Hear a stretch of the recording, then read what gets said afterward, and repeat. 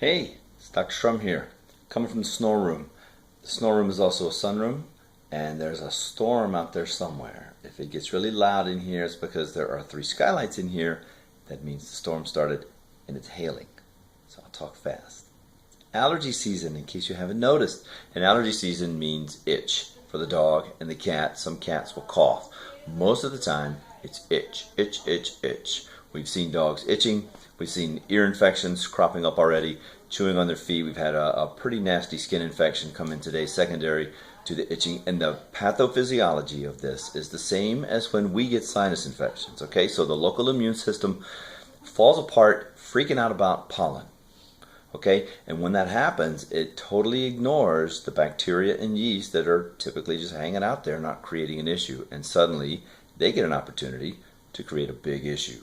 Now, we certainly have to treat those pathogens that typically aren't creating a problem, because now they are, but we also have to attack and manage the underlying problem, the underlying allergy, or we're not going to get things under control. So historically, the mainstay for that was steroids. They come with a lot of side effects, as those of you who have been or have had a pet on them know. Now we have some really nice new drugs that do not have those side effects. They work very well. The biggest side effect of those drugs, of course, is going to be cost, because they are made by one company. They're on patent, and they're just more expensive than steroids, which have been around for a long time. Young, healthy dogs, or even middle-aged dogs, that we can use conservative doses of steroids for short periods of time are going to be fine on steroids. However, dogs that need drugs for longer periods of time, we want to stay away from steroids for sure. And if you've got any concerns with steroids, we don't have to use them. All right? Got no problems with that at all. But it is definitely allergy season. Now, there are a lot of other drugs that we can use to allow us to prevent using steroids for, or allow us to use steroids for a small amount of time, or even these newer drugs for as little amount of time as possible, and get them to the lowest possible dose, possibly an every other day dose. Spread them out to as small a time as possible. And antihistamines may work. There are some doses for some of the newer antihistamines on the market.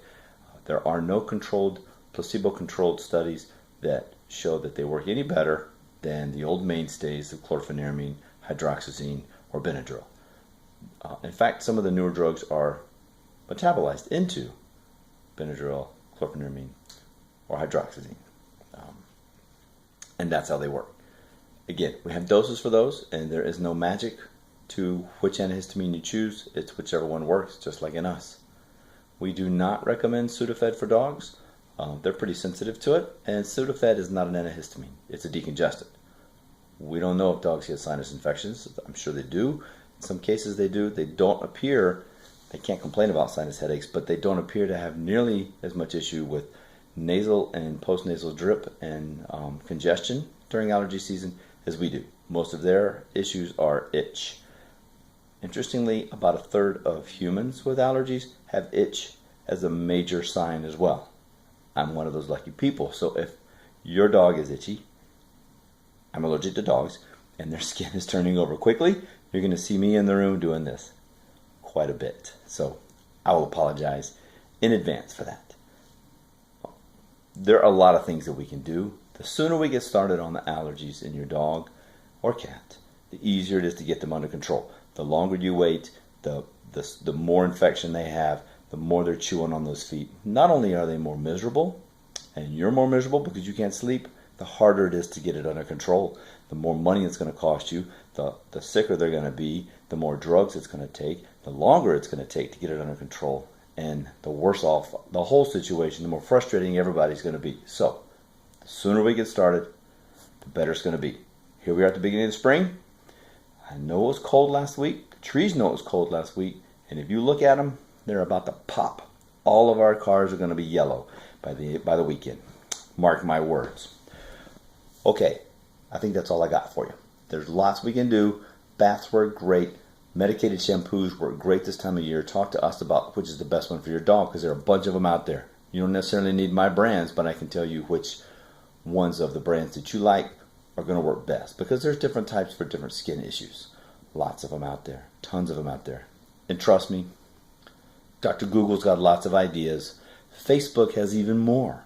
And I know that every one of your friends has 3 or more ideas that every one of their friends say work super fantastic for their dog. I get that. I understand that. We work on science, okay? We work on what has been proven scientifically to work. And I'm not going to tell you that it's not going to work on your dog. Far be it from me. Oh, cool. Did you hear the pileated woodpecker out there? Awesome.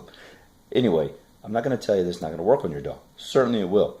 If it's not working, I'm going to point that out to you, and I'm going to tell you what the science says. We're going to find the best combination for your pet. All right? That's our goal. So, before you let Dr. Google diagnose the problem and fix it, let a veterinarian put their hands and eyes on it, do the diagnostics, and then point you towards Dr. Google. Dr. Google is excellent at providing information if you use a guided search. Okay?